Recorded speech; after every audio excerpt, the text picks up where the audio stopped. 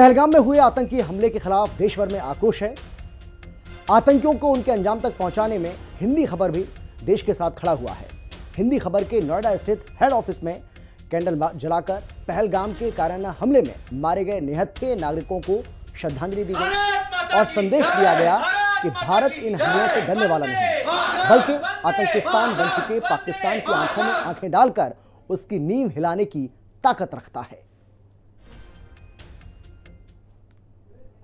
पहलगाम में जो नृशंस हत्या हुई है, हमारे भारत के लोगों को, हमारे भारत के ही कश्मीर में जिस तरीके से कायर नपुंसक पाकिस्तानी आतंकवादियों ने हलाक किया है, मौत के घाट उतारा है, हम हिंदी खबर के सभी पत्रकार साथी इसकी निंदा करते हैं, इसकी भर्त्सना करते हैं।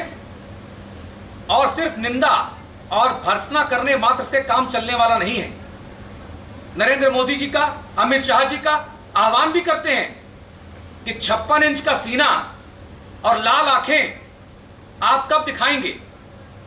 किसके लिए आपने ये 56 इंच का सीना और लाल आंखों को बचा के रखा हुआ है? आतंकवादियों ने जिस तरीके से धर्म पूछकर, कलमा पढ़ने को कहकर और हिंदुओं को चुन चुन कर गोली मारी है, पुरुषों को गोली मार दी, महिलाओं को छोड़ दिया और कहा मोदी से बता देना। तो अब मोदी को बताना होगा, भारत के लोगों को यह दिखाना होगा। और नरेंद्र मोदी जी, ये आपकी जिम्मेदारी है। अमित शाह जी, ये आपकी जिम्मेदारी है, क्योंकि मीडिया के सामने आकर संसद के भीतर सदन में आपने ये कहा था कि धारा 370 हटने के बाद कश्मीर में हालात सामान्य हो गए हैं। कश्मीर में पर्यटकों की संख्या करोड़ों करोड़ तक पहुंच गई है, वहां किसी प्रकार का कोई खतरा नहीं है। और इसीलिए भारी संख्या में भारत के अलग अलग हिस्सों से कश्मीर में पर्यटकों की आवक अचानक से बढ़ गई थी। दावा आपका था, देश आपका है, प्रधानमंत्री आप हैं, गृह मंत्री आप हैं, तो देश के लोगों की सुरक्षा करने की जिम्मेदारी भी मोदी जी, अमित शाह जी, आप दोनों की ही है।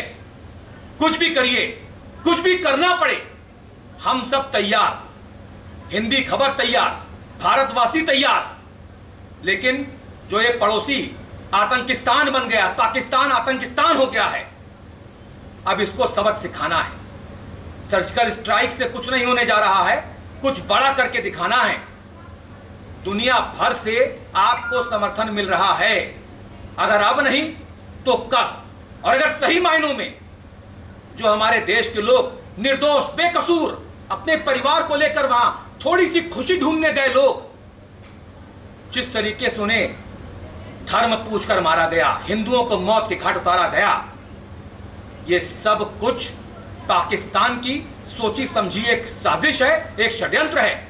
और भारत में हिंदू मुसलमान आपस में लड़ मरे, ये भी एक साजिश सीमा पार पाकिस्तान की है।